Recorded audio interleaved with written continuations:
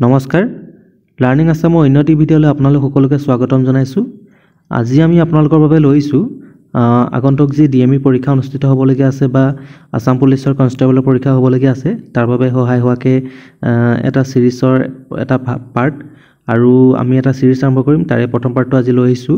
ইয়াত কিছুমান এমচিকিউজ থাকিব যিসমূহ আগৰ প্ৰিভিয়াছ ইয়াৰ পেপাৰ বা যিবোৰ পৰীক্ষা হৈ আছে সেইসমূহৰ ওপৰত বেছ কৰি কিছুমান এমচিকিউজ থাকিব।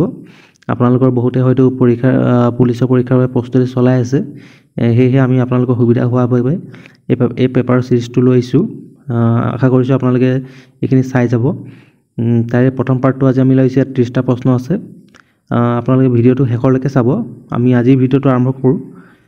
প্ৰথম প্ৰশ্নটো দিছে Fa-Hien came to India during হুজ ৰেইন।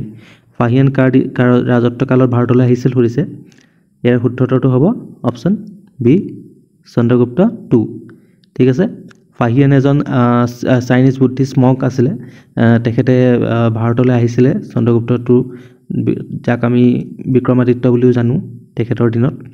আৰু তেখেতে যিবোৰ মানে ইণ্ডিয়াত আহি কিনে যিবোৰ বুদ্ধিষ্ট ৰিলিজিয়াছ প্লেচেছ আছিলে সেইবোৰ ভিজিট কৰিছিলে আৰু এখন কিতাপ লিখিছিলে তেখেতে। সেই কিতাপখনৰ নাম আছিলে ৰেকৰ্ডছ অফ বুদ্ধিষ্ট কিংডমছ। ঠিক আছে, মনত ৰাখিব। আৰু এজন চাইনিজ বুদ্ধিষ্ট মংক আছিলে যিখেতৰ নাম আপোনালোক সকলোৱে শুনিছে চাগে, হিউৱেন চাং। হয়তো তেখেত হৰ্ষবৰ্ধনৰ দিনত ভাৰতলৈ আহিছিলে আৰু সেইটো সময়ত অসমত ৰজা আছিলে ভাস্কৰ বৰ্মন। ঠিক আছে। পিছৰ প্ৰশ্নটোত দিছে ড্ৰামা প্ৰডিউচ বাই মহাপুৰুষ শ্ৰীমন্ত শংকৰদেৱ ইজ। মহাপুৰুষ শ্ৰীমন্ত শংকৰদেৱৰ দ্বাৰা প্ৰযোজিত নৃত্য নাটকখন হৈছে। ইয়াৰ শুদ্ধ হ'ব অপশ্যন চি চিহ্ন যাত্ৰা। ঠিক আছে। এখন মহাপুৰুষ শ্ৰীমন্ত শংকৰদেৱে লিখা এখন নাটক। ঠিক আছে। আৰু ৰুক্মিণী হৰণ আৰু ৰাম বিজয় এইখন হৈছে তেখেতৰ কাব্যগ্ৰন্থ আৰু ভক্তি প্ৰদীপ এইখন এখন হৈছে ভক্তি সাহিত্য। ঠিক আছে। কুৱেশ্যন নম্বৰ 3 ইয়াত কৈছে কইন ছিষ্টেম ৱাজ ইন্ট্ৰডিউচ বাই। মুদ্ৰা ব্যৱস্থা কোনে প্ৰৱৰ্তন কৰিছিল সুধিছে। ইয়াৰ শুদ্ধ হ'ব আহোম ৰজা কোনজন ৰজাই কইন ছিষ্টেম উলিয়াইছিলে। ইয়াৰ শুদ্ধ হ'ব অপশ্যন চি জয়ধ্বজ সিংহ। ঠিক আছে। তেখেতে কি কৰিছিলে, মুদ্ৰা ব্যৱস্থা প্ৰৱৰ্তন কৰিছিল। আৰু আহোম যুগৰ যিসমূহ মুদ্ৰা আছিলে সেইসমূহ শ্বেপটো কেনেকুৱা আছিল বুলি পৰীক্ষাত সোধে। ইয়াৰে শুদ্ধ হ'ব অক্টাগনেল। ঠিক আছে, অৰ্থাৎ 8টা কোণ থাকে তাত। ঠিক আছে। প্ৰতাপসিংহ এখেতক আমি বুঢ়া ৰজা বুলিও জানো, বা আহোম নামটো হৈছিলে চুচেংফা, হয়নে? চুক্লেংমুং এখেতক কি বুলি জনা যায়? এখেতক গড়গঞা ৰজা বুলি জনা যায়। আৰু চুহুংমুং এখেত হৈছে দিহিঙীয়া ৰজা আৰু তেখেতে স্বৰ্গনাৰায়ণ উপাধি লৈছিলে, মনত ৰাখিব। কুৱেশ্যন নম্বৰ 4 ইয়াত কৈছে which state shares boundary with most north eastern states. কোনখন ৰাজ্যই উত্তৰ পূবৰ বেছিভাগ ৰাজ্যৰ সৈতে সীমা ভাগ কৰে সুধিছে। ঠিক আছে। ইয়াত শুদ্ধ উত্তৰ হ'ব অপশ্যন ডি আছাম। ঠিক আছে। অসমে নৰ্থ ইষ্টৰ বেছিভাগ ৰাজ্যৰ সৈতে নিজৰ সীমা ভাগ কৰে। নৰ্থ ইষ্টৰ বাকী যি 6খন ৰাজ্য আছে, অৰুণাচল প্ৰদেশ, মণিপুৰ, মিজোৰাম, নাগালেণ্ড, মেঘালয়, এইসমূহ ৰাজ্যৰ লগত অসমে সীমা ভাগ কৰে। ঠিক আছে। আৰু লগতে অসমে বাংলাদেশ আৰু ভূটান এই দুখন দেশৰ লগতো সীমা ভাগ কৰে। ঠিক আছে। অৰুণাচল প্ৰদেশৰ সীমা আমাৰ অসম আৰু নাগালেণ্ডৰ লগত লাগি আছে। আৰু ছিকিমৰ সীমা নৰ্থ ইষ্টাৰ্ণ ষ্টেটৰ লগত লাগি থকা নাই, কিন্তু ৱেষ্ট বেংগলৰ লগত লাগি আছে। ঠিক আছে। বাকী নেপাল, ভূটান আৰু চাইনাৰ লগতো লাগি আছে। এইখন কাণ্ট্ৰিৰ লগত লাগি আছে।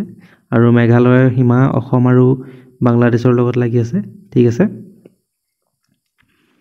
পিছৰ প্ৰশ্নটো ইয়াত কৈছে chemical formula of ozone is. অ'জনৰ ৰাসায়নিক সূত্ৰটো কি সুধিছে। ইয়াৰ শুদ্ধ হ'ব অপশ্যন চি O3। ঠিক আছে। অ'জন লেয়াৰে আমাৰ যি আল্ট্ৰাভায়লেট ৰেডিয়েশ্যন থাকে তাৰ পৰা আমাক প্ৰটেক্ট কৰে, হয়নে? কুৱেশ্যন নম্বৰ 6 ইয়াত কৈছে how many percent reservation of seats in the panchayats for women in Assam. অসমত মহিলাৰ বাবে পঞ্চায়তসমূহত কিমান শতাংশ আসন সংৰক্ষণ আছে সুধিছে। ইয়াৰে শুদ্ধ উত্তৰ হয় অপশ্যন বি 50%।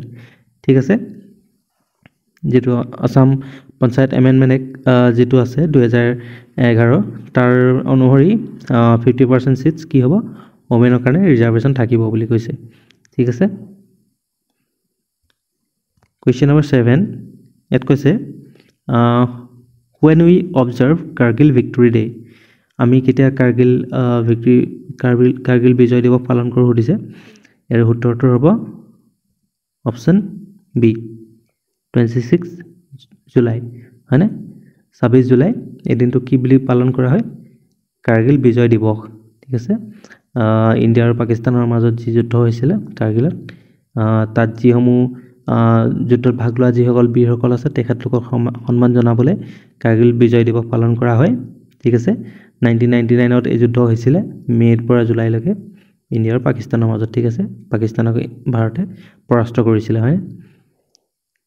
পিছৰ প্ৰশ্নটো ইয়াত কৈছে who is the first cricketer from Assam to make it to India's women senior team. কি হয়, ভাৰতৰ মহিলা ছিনিয়ৰ দলত স্থান লাভ কৰা অসমৰ প্ৰথমগৰাকী মহিলা ক্ৰিকেটাৰ কোন হয় সুধিছে।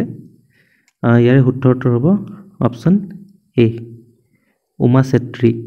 ঠিক আছে, উমা চেত্ৰী তেখেতে অসমৰ হয় বোকাখাটৰ। ঠিক আছে, তেখেতে ডেবিউ কৰিছিলে ইণ্ডিয়া টীমত 7 জুলাই 2024 চাউথ আফ্ৰিকাৰ এগেইনষ্টত খেলিছিলে তেখেতে। ঠিক আছে, পিছৰ প্ৰশ্নটো দিছে question number 9 the GST which comes under the government budget is a. চৰকাৰী বাজেটৰ অধীনত অহা GST হৈছে এটা কি হ'ব?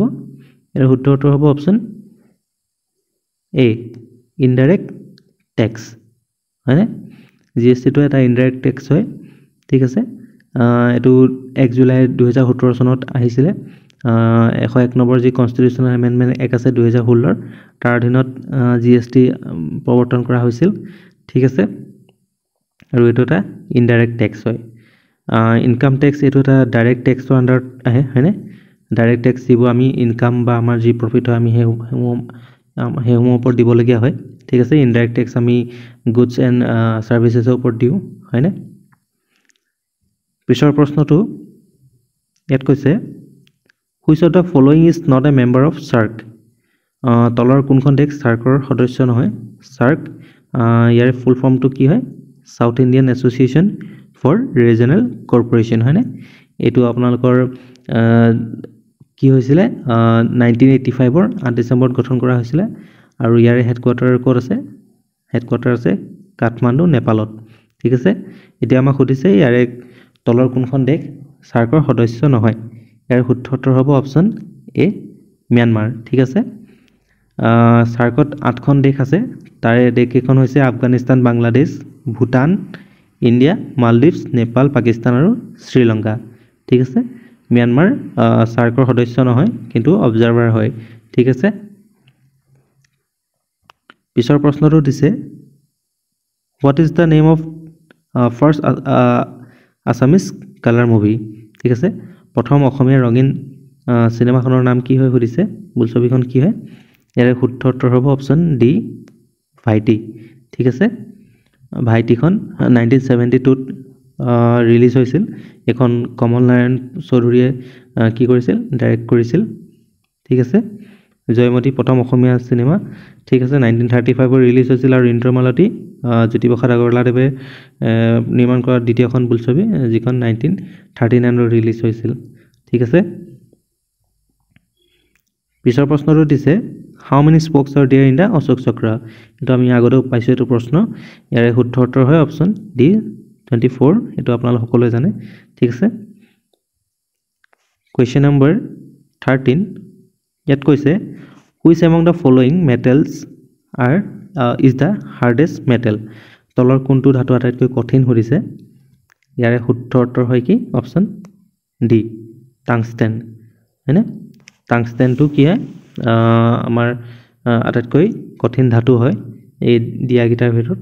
ঠিক আছে, আৰু টাংষ্টেনটো আপোনালোকে জানেই যি ইলেক্ট্ৰিক বাল্ব থাকে বালসমূহতো ইউজ কৰা হয় ফিলামেণ্ট যিটো থাকে ফিলামেণ্টটো টাংষ্টেনৰ পৰা বনোৱা হয় আৰু ইয়াৰে যিটো মেল্টিং পইণ্ট হয় মেল্টিং পইণ্টটো বহুত হাই হয় 3422 ডিগ্ৰী চেলচিয়াছ হয় টাংষ্টেনৰ ঠিক আছে সেইকাৰণে ইলেক্ট্ৰিক বাল্বতো ব্যৱহাৰ কৰা হয় আৰু ভালেমানখিনি ব্যৱহাৰ আছে ঠিক আছে পিছৰ প্ৰশ্নটো দিছে typhoid fever is cause by typhoid জ্বৰ কিহৰ ফলত হয় ইয়াৰে শুদ্ধ উত্তৰ হ'ব অপচন বি বেক্টেৰিয়া এটা বেক্টেৰিয়া আছে যিটোৰ নাম কি হয় সালমনেলা টাইফি ঠিক আছে হেতুৰ পৰা কি হয় টাইফয়েড বেমাৰ হয় ঠিক আছে এনেদৰে হেলথৰ পৰীক্ষাটো আপোনালোকৰ এনেকুৱা কোৱেশ্চন পাবই আপোনালোকে কিটো বেমাৰ কিহৰ পৰা হয় ঠিক আছে চাই ল'ব পিছৰ প্ৰশ্নটো দিছে lungs of A plant R উদ্ভিদৰ হাওঁফাওঁবোৰ হ'ল ইয়াৰে শুদ্ধ উত্তৰ হ'ব অপচন ডি লিপছ অৰ্থাৎ গছৰ কি হয় পাতসমূহ থাকে যে সেইসমূহ কি হয় গছৰ হাওঁফাওঁ বুলি কোৱা হয় কাৰণ গছৰ পাতত কি থাকে ষ্টমাটা থাকে যেনেদৰে আমি নাকৰ জৰিয়তে উশাহ নিশাহ লওঁ তেনেদৰে গছৰে নিজৰ পাতত থকা ষ্টমাটাৰ জৰিয়তে কি কৰে উশাহ নিশাহ ল'ব পাৰে সেইবাবে পাতবোৰক কি কোৱা হয় গছৰ হাওঁফাওঁ বুলি কোৱা হয় ঠিক আছে পিছৰ প্ৰশ্নটো দিছে which of the following festival is mainly celebrated in Tamil Nadu তলৰ কোনটো উৎসৱ তামিলনাডুত মূলতঃ পালন কৰা হয় সুধিছে ইয়াৰ শুদ্ধ উত্তৰ হ'ব অপচন চি পোংগল ঠিক আছে পোংগলটো তামিলনাডুত পালন কৰা হয় ওনাম এইটো কেৰেলাত পালন কৰা হয় ঠিক আছে লোহৰী এইটো মেইনলি পাঞ্জাবত পালন কৰা হয় হয়নে আৰু দিৱালীটো আপোনালোকে জানে প্ৰায় সকলোতে চেলিব্ৰেট কৰা হয় দিৱালী ঠিক আছে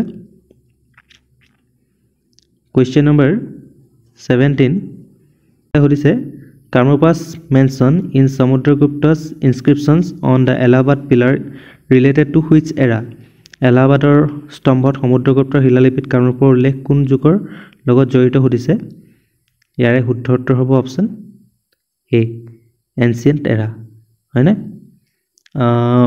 যি এলাহাবাদ ইনস্ক্ৰিপশ্যন আছে সেইসমূহ কোনে লিখিছে সেইসমূহ লিখিছিলে হৰিসেনা আছিলে সমুদ্ৰগুপ্তৰ কোৰ্ট পোৱেট হয়নে তেখেতে এইসমূহ ইনস্ক্ৰিপশ্যন লিখিছিলে আৰু তাতে কামৰূপৰ কথাও মেনশ্যন কৰা আছে ঠিক আছে আৰু হেতু কোনটো এৰাত আহে হেতু এনচিয়েন্ট এৰাত আহে সমুদ্ৰগুপ্ত গুপ্তা ডাইনেষ্টিৰ ৰজা আছিল ঠিক আছে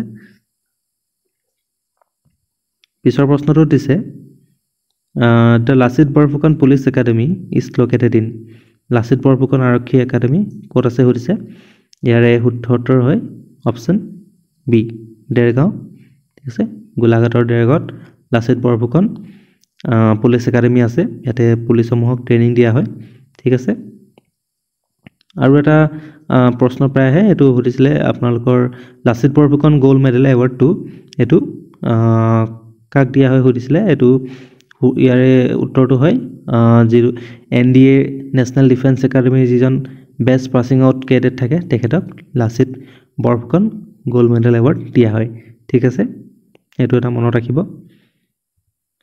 পিছৰ প্ৰশ্নটো দিছে ব্লাড গ্ৰুপ ৱাজ ডিস্কভাৰ্ড বাই তেজৰ গোট কোনে আৱিষ্কাৰ কৰিছিল সুধিছে ইয়াৰ শুদ্ধ উত্তৰ হয় অপচন বি লেণ্ডষ্টেইনাৰ ঠিক আছে কাৰ্ল লেণ্ডষ্টেইনাৰ তেখেতে ব্লাড গ্ৰুপ ডিস্কভাৰ কৰিছিল 1900ত আৰু তেখেতে নোবেল প্ৰাইজো পাইছিল 1930ত মেডিচিন বা ফিজিঅলজিত ঠিক আছে কুৱেশ্যন নম্বৰ 20 ইয়াত কৈছে world ocean day is celebrated on বিশ্ব সাগৰ দিৱস কোনটো দিনত পালন কৰা হয় ঠিক আছে ইয়াৰে শুদ্ধ উত্তৰ হয় অপচন বি 8 জুন ঠিক আছে 8 জুনটোত কি বুলি পালন কৰা হয় ৱৰ্ল্ড অচিয়ান ডে ঠিক আছে 8 মে এইটোত কি পালন কৰা হয় ৱৰ্ল্ড ৰেড ক্ৰছ ডে ঠিক আছে আৰু 24 জুন ইণ্টাৰনেশ্যনেল য়োগা ডে হিচাপে পালন কৰা হয় ঠিক আছে কুৱেশ্যন নম্বৰ 21 ইয়াত কৈছে হুইচ ইজ দ্য লাৰ্জেষ্ট বোন ইন দ্য হিউমেন বডি মানুহৰ শৰীৰৰ আটাইতকৈ ডাঙৰ হাড় কোনডাল সুধিছে ঠিক আছে আমি আগতে পেপাৰ কৰোঁতে পাইছোঁ আটাইতকৈ সৰু হাড়ডালৰ কথা সোধে আৰু এতিয়া সুধিছে আমাক আটাইতকৈ ডাঙৰ হাড় কোনডাল ইয়াৰ শুদ্ধ উত্তৰ হ'ব কি অপচন এ ফেমাৰ ঠিক আছে এডাল ঠাই বোন হয় মানুহৰ ভৰিত থাকে ঠিক আছে এডাল আটাইতকৈ ডাঙৰ হাড় হয় আৰু আটাইতকৈ সৰু বুলি ক'লে স্মলেষ্ট বুলি ক'লে ষ্টেপছ হৈ যায় হয়নে এইটো মানুহৰ কাণত থাকে ঠিক আছে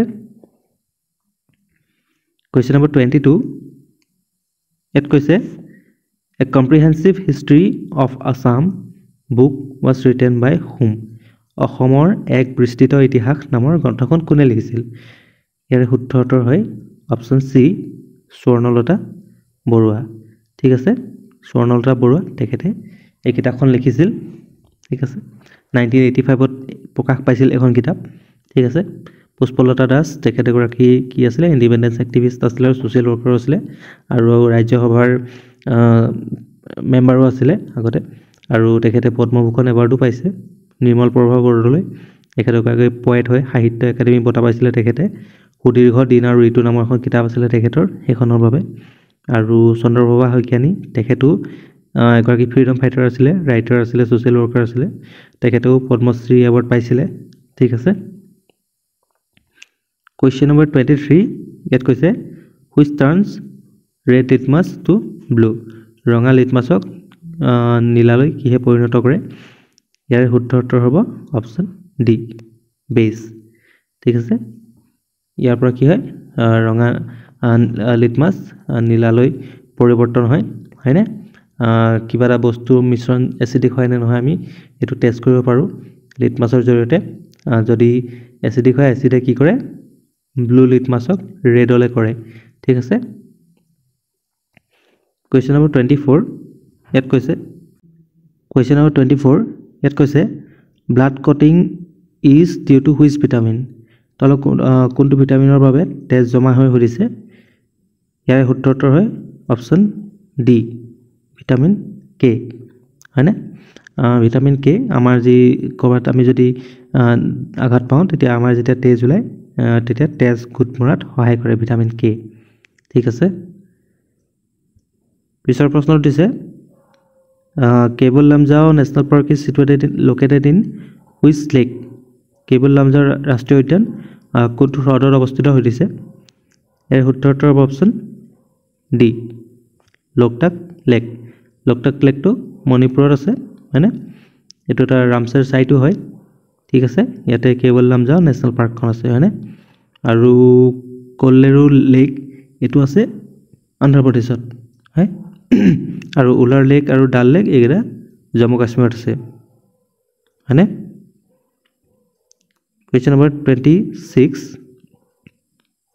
ইংলিছৰ question এটো কৈছে anything that leads to death এটো কি বুলি কোৱা হ'ব শৰ্টত ধৰিব এতে শুদ্ধ উত্তৰ হ'ব অপচন সি ফেটেল হয়নে ফেটেল অৰ্থাৎ মাৰাত্মক যিকোনো বস্তু যিয়ে মৃত্যু মুখলৈ লৈ যায় হেতু কি বুলি কোৱা হ'ব ফেটেল হয়নে question number 27 এত কৈছে কাৰেক্ট স্পেলিংটো বিচাৰিব দিছে প্ৰথমটো দিছে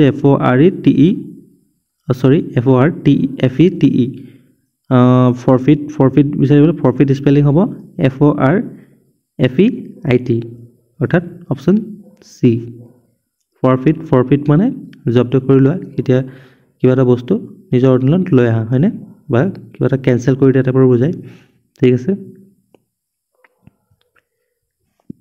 question 28 ইয়াত কৈছে which of the following is least like the others তলৰ কোনটো বাকি গিটাৰ তলত আটকে বেলেগ হদিছে এই শুদ্ধ উত্তৰ হয় অপচন ডি ইউনিভাৰ্সাল ঠিক আছে ইউনিভাৰ্সাল মানে অসমীয়াত কওঁ আমি সাৰ্বজনীন হয়নে আৰু আপোনাৰ ডেফিনিট বা স্পেসিফিক এবাৰ কি বুজায় প্ৰিসাইজ নিৰ্দিষ্ট কিবা বুজায় ঠিক আছে question 29 to কৈছে unethical people are not tasked for responsible positions ইয়াত কি বহিব ইয়াতে শুদ্ধ উত্তৰ হ'ব option B eligible unethical people are not eligible for responsible positions হয়নে illegal বুলি ক'লে তো অবৈধ বুজায় আৰু ineligible বুলি ক'লে যেটো অযোগ্য বুজাব ঠিক আছে আৰু ELIGABLE এটো স্পেলিং ভুল হয় হয়নে হেকনে শুদ্ধ উত্তৰ কি হ'ব eligible not eligible উপযুক্ত নহব ঠিক আছে question number 30 last question এত কৈছে shape of egg is এটো একেবাৰে সহজ প্ৰশ্ন নলে পাৰিব ইয়াৰ শুদ্ধ উত্তৰ হ'ব অপচন সি ওভেল হয়নে যেটো অন্ডাকাৰ বুলি কোৱা হয় ঠিক আছে কণীৰ শেপটো কি বুলি কোৱা হয় ওভেল বুলি কোৱা হয় হয়নে ঠিক আছে তেতিয়াহ'লে এইকেইটাই আছিলে আমাৰ সিৰিজৰ প্ৰথম 30টা কোৱেশ্চন আমি এনেদৰে পিছৰ পাঠসমূহো লৈ আহিম ভিডিওটো শেষলৈকে চোৱাৰ বাবে আপোনালোক সকলোকে ধন্যবাদ জনাইছো আৰু আপোনালোকে ইয়া পিছৰ পাৰ্টকেইটা অতি সোনকালে আমাৰ চেনেলত পাই যাব ঠিক আছে আৰু পিডিএফটো যদি আপোনালোকে ডাউনলোড কৰিব বিচাৰে তেতিয়াহ'লে আমাৰ টেলিগ্ৰাম চেনেলটো জয়েন কৰি ল'ব পাৰে ঠিক আছে থ্যাংক ইউ আজিলৈ ইমানতে সামৰিছোঁ